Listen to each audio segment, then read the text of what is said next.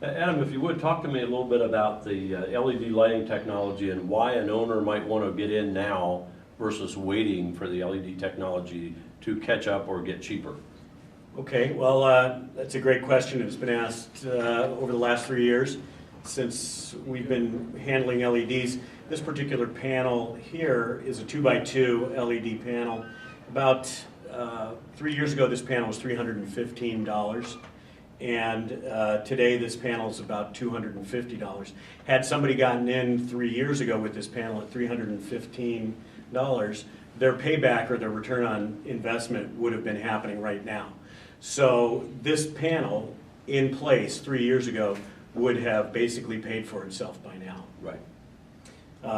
These two panels, these two LEDs that we have are not the full complement of LEDs. We can go anywhere from the smallest MR16, which might highlight artwork, all the way up to high bay LEDs for gymnasiums.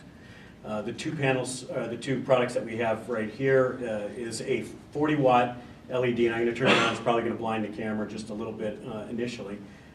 This is at its lowest setting, so it's using, this is a 40-watt panel. Right now it's at 20% of its electricity. It is completely linear on its dimming capability. So in other words, when you're at the max, right there you're using 40 watts.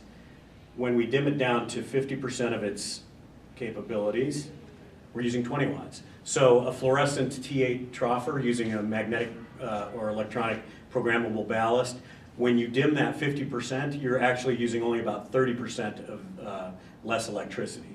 Right. So pound for pound, you're reducing the wattage on it. Now this particular unit takes the place of a 3-tube T8 troffer. Throws out about 3,350 lumens. It's direct lit, it's 40 watts, it also runs at 60 watts. And it is fully, it works with all DMX systems. So it's dimmable, it's aux sensing capabilities when somebody walks in the room, can turn on and off. Daylight harvesting, if you have ambient light coming through the windows, it can automatically dim down. It communicates with the others through a really robust driver on the back. That driver uses 110 all the way up to 277. So this is a plug and play unit completely. Takes about 20 minutes to remove the old LED troffer, fluorescent troffer, and replacing that with 3 wires, a ground, a black, and a neutral. And this product here is for parking lots exterior. What you're really looking at here is the modules inside. We've taken a parking lot fixture, which if purchased new with LEDs is over $2,000.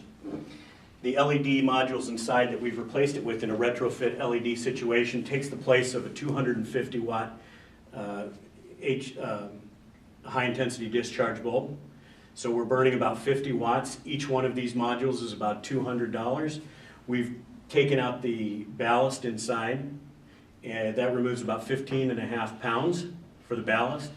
If you're going to replace that ballast, that's about $155, and the bulb itself is about $33. So for the replacement of a bulb and a ballast, you've got one of these modules. This is going to last on the pole for about 10 to 15 years, and you've reduced the weight of it, and you've keeping your guys off of a lift for somewhere in the neighborhood of 10 or 15 years.